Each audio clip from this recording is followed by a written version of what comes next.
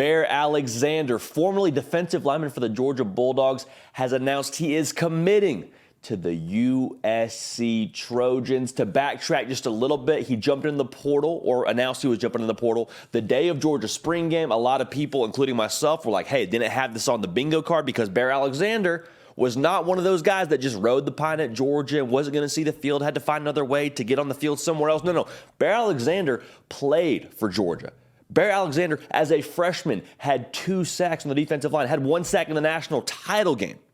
This is a very big get for USC. The obvious impact it's going to have for USC is you are addressing an area of need. Talked to somebody that covers Georgia pretty closely, and they said, listen, if Bear Alexander does go to USC, he will be a force in the Pac-12, because just straight up, he's 6'3", 315 pounds. There's not a lot of guys that are his size and can move like him in the Pac-12 conference. He's going to wreck shop. That is what was told to me, and I wholeheartedly agree with that. Bear Alexander, coming from Georgia. Listen, you don't go get to play as a freshman at Georgia if you're not a freak of nature. Okay, so Bear Alexander going to USC, going to be a force. That's the obvious impact, right? Like, we can see that from a mile away. Really good defensive lineman going to a school that needs help on the defensive side, the defensive line specifically. You take a step back, though, you look at that defensive line and how it's shaping up, you say, wait a minute. Bear Alexander, top 50 recruit, 4-star player in the 2022 cycle, add him in the mix. Okay, that's one. Well, hang on. You also got Corey Foreman, who was the #1 player in the 2021 cycle. He's also on the defensive line. You say, okay, well, that's 2. Now, also, you got Anthony Lucas, 4-star player as well on the defensive line. You say, okay, this defensive line, the more and more I take a look at it, it's starting to take more shape where that defensive line could be the strength of USC's defense this coming season. And if USC is able to be a force defensively in the trenches, I think that changes the entire outlook for them in 2023. Because what do we talk about ad nauseum on this program? Those of y'all that tune in here consistently, you know how we feel about USC.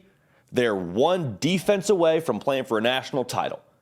Because you can say as much as you want about USC defensively and all of the things they didn't do well last year against Utah twice, against Tulane in epic fashion, the way that they failed on that stage. Like, we all saw it. We all saw it. The defense has to get better.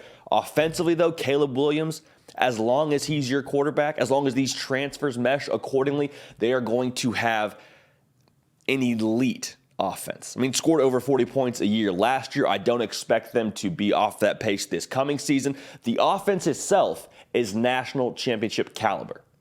I don't believe that's a discussion. The defense is what has always been the Achilles heel when you watched USC this past season. Now, they have built at the most important spot on that defense to be more up to par in 2023, to compete for a national title. Because we say it a lot. You only get Caleb Williams for 1 more year. All right? I know he has more eligibility, but here's the reality. He's not coming back for another season in 2024. This is the last dance. I promise you Caleb Williams knows that. USC fans, y'all are incredibly intelligent. Y'all know that. College football public, we all know that. This is the last season we get to see Caleb Williams. USC has to have a defense to match his talent to get to where they want to go, where they expect to go.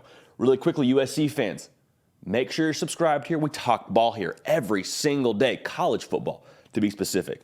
So make sure you're subscribed to this channel. Make sure you're following me on Twitter and on Instagram at JDPakel, all right? Want to hear from y'all. So that's the immediate impact. But let's take even another step back and see the entire picture. Where is USC headed in 2024? The Big Ten Conference, along with UCLA, along with the conference, the conference realignment, tectonic plates continue to shift, but the college football playoff expansion, that happens in 2024 as well. Let's go back to the Big Ten Conference, though. Who has won the Big Ten the last 2 seasons? Michigan. Why has Michigan won? There's probably a lot of different conversations you could have around that. You say culture, you say Jim Harbaugh, you say improved quarterback play. Like, I hear all that. At the core level, though, when I watch Michigan, they own the line of scrimmage. Ask Ohio State fans the last 2 years. Michigan has won the Big Ten because they have dominated on both sides of the line of scrimmage. So conventional wisdom would tell you when USC gets to the Big Ten, they better be able to hang on the line of scrimmage. And adding a guy like Bear Alexander, I believe, is a tremendous step in the right direction in that department.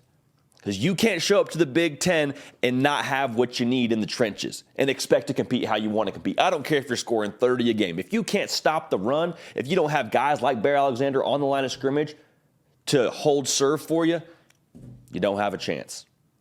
And that's just the reality. That's the way that they play football in the Big Ten Conference. That's not to dunk on the Pac-12. I'm commending USC for taking a step forward. And again, I think this only improves your confidence for being able to win a conference title in 2023. We'll predict that whole situation when it gets here, but Bear Alexander, a tremendous talent, wouldn't have gotten on the field at Georgia if he wasn't, is headed to USC and instantly, just like that, makes USC better on the defensive line. Trojan fans, get fired up. You got a dude headed to LA. This has been The Hard Count. Trey Yannity on the ones and twos, making everything that you see here happen. Again, make sure you're locked in, make sure you're subscribed, because we talk college football here every single day. We are live tomorrow morning, 10 a.m. Central, 11 a.m. Eastern. Lock it in. We're going to have a video scheduled in our live tab on this YouTube channel. So make sure you hit the bell. You know when we go live. I promise you won't want to miss it. We appreciate y'all. We love y'all, man. We're going to keep this party rolling. We will see y'all next time. Hey y'all, thanks so much for watching. Subscribe to the channel here to make sure you don't miss an episode of The Hard Count. Also be sure to check out other videos on the On3 YouTube channel.